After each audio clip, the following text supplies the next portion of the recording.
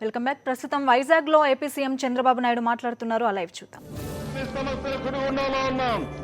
ఇది ఒక సవాలుగా మనం తీసుకోవాలి, ఇది ఒక అవకాశంగా మనం తీసుకోవాలి. ఇక్కడ మంచి ప్రజలు ఉన్నారు, ఏదైనా పని చెప్తే బ్రహ్మాండంగా చేసే ప్రజానీకం ఉన్నారు. మొన్న దీపావళి వచ్చింది, నేను ఆ రోజు మీ అందరికీ ఒక పిలుపు ఇచ్చాను. ఈ దీపావళిలో ఎవరు కూడా టపాకాయలు కాల్చొద్దండి, చెట్లన్నీ కూడా పడిపోయినాయి, ఎండిపోయినాయి. ఎవరైనా టపాకాయలు కాలిస్తే మంటల ప్రమాదం వస్తుంది, అగ్ని ప్రమాదం వస్తుంది.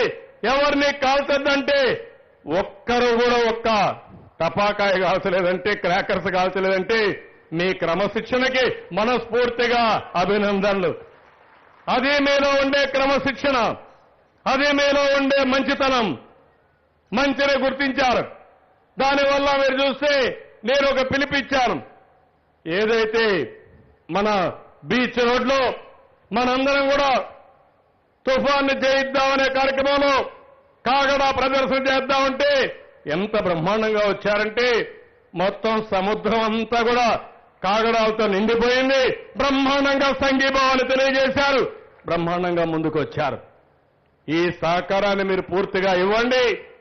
విశాఖపట్నాన్ని ఒక వాణిజ్య కేంద్రంగా, ఒక ఆర్థిక రాజధానిగా, ఇండస్ట్రియల్ కేంద్రంగా, ఇంకో పక్క టూరిజం కేంద్రంగా తయారు చేసే బాధ్యత నేను తీసుకుంటానని చెప్పి కూడా నేను మీకు తెలియజేసుకుంటున్నాను. అందుకే నేను ఇక్కడికి వచ్చాను. పిల్లల యొక్క ఉత్సాహం చూశాను. టీచర్లందరినీ కోరుతున్నాం, కాలేజీల యొక్క మేనేజ్మెంట్లు కోరుతున్నాం, మీరు పిల్లల్లో చెట్లు పెట్టే అలవాటు నేర్పించాలి. చెట్టు పెట్టడమే కాదు, పిల్లలు ఏ విధంగా రోజు రోజుకు పెరుగుతారో ఆ చెట్టు కూడా రోజు రోజుకు పెరగాలి.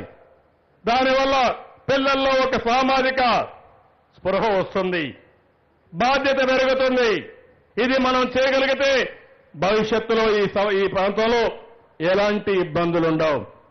ఈ రోజు మీరు చూస్తే కార్తీక మాసంలో మనందరం కూడా వన మహోత్సవాలు చేస్తాం, వన భోజనాలు చేస్తున్నాం.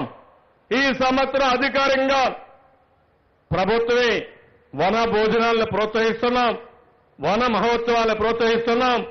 ఈ రోజు ప్రభుత్వ పరంగా వన మహోత్సవాన్ని, వన భోజనాలకి ప్రాధాన్యత ఇచ్చాం. ఈ రోజు ప్రకటించాం. 17వ తారీఖున తెలుగుదేశం ప్రభుత్వం ఈ రోజు వన మహోత్సవానికి నాంది పలికి, వన భోజనాలకు కూడా నాంది పలికాం. దీనికి కారణం ప్రతి ఒక్కరూ చెట్లను ప్రేమించాలి, చెట్లతో అవినాభావ సంబంధం పెంచుకోవాలి. చెట్లను మనం ప్రేమిస్తే మన జీవితాలకు చాలా వెసులుబాటు వస్తుంది. ఈరోజు మన తీర ప్రాంతం అంతా చూస్తే మనకు అన్ని అనుకూలాలు ఉన్నాయి, 1-2 ప్రతికూలాలు కూడా ఉన్నాయి. ఆ విషయం కూడా మీరు గుర్తుపెట్టుకోవాలి. తీర ప్రాంతాన్ని ఇండియాకు గేట్ వేగా చేసుకునే అవకాశం ఉంది. అదే సమయంలో ఈ తీర ప్రాంతంలో అప్పుడప్పుడు తుఫాన్లు వచ్చే ప్రమాదం కూడా ఉంది. అందుకే నేను చెప్పాను, తుఫాన్ను జయిద్దామని. దానికి కార్యక్రమాలు చేపడతాం. ఎక్కడ తుఫాన్ వచ్చినా 24 గంటలు మామూలు పరిస్థితి వచ్చేట్టుగా ప్రజలకు శిక్షణ కార్యక్రమాలు ఇప్పిస్తాం. మీ ద్వారా ఆ కార్యక్రమాన్ని జయప్రదం చేస్తాం. రెండోది, ఈ ప్రాంతంలో ఎండలు ఎక్కువగా ఉంటాయి. దానికి కారణం తీర ప్రాంతం. అందుకనే మీరు ఆలోచించాలి, తీర ప్రాంతంలో టెంపరేచర్ తగ్గించాలి, ఎండ తీవ్రతను ఎదుర్కోవాలి, ఎండ తీవ్రత తగ్గించాలి. అది తగ్గించాలంటే పెద్ద ఎత్తున చెట్లు పెట్టే కార్యక్రమానికి మనం నాంది పలకాలి.